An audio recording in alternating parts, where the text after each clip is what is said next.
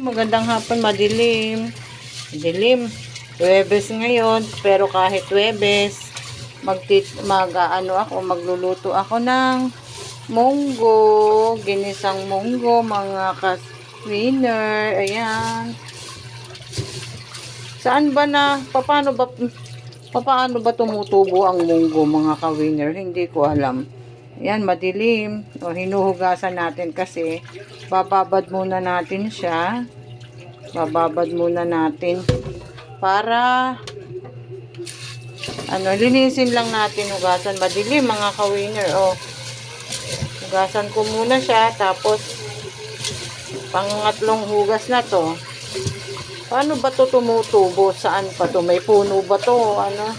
Matanda na ako pero hindi ko pa rin alam. Mga ka-winner, hello kayo dyan. Malakas tayo kaya gagawa tayo ng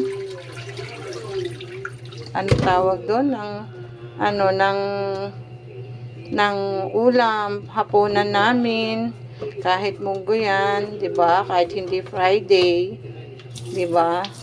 Ayan, mamaya bababad ko na siya para maya papakuluan.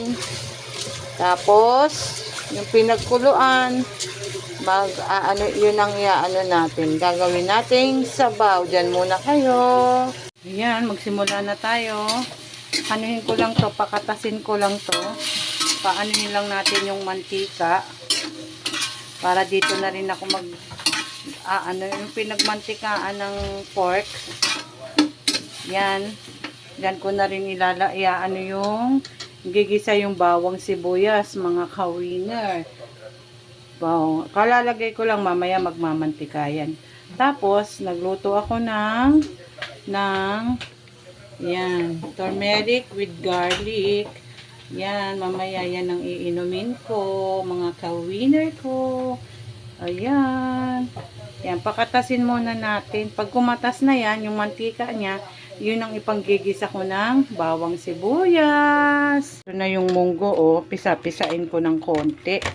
Yan, yan ang ating gagawin. Ginisang munggo na kahit hindi Biyernes ay magluluto tayo para sa ating pamilya, mga ka-winner.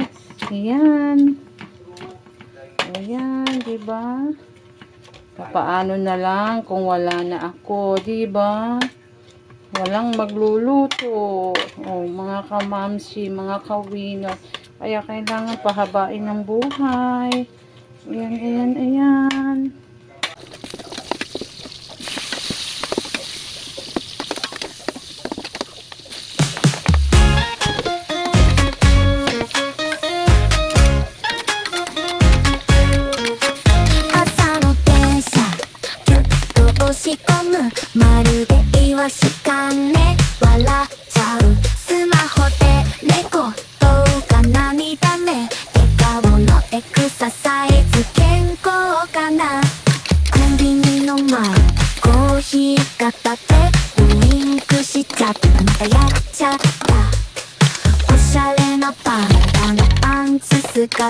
ビジネスマンも驚くね今日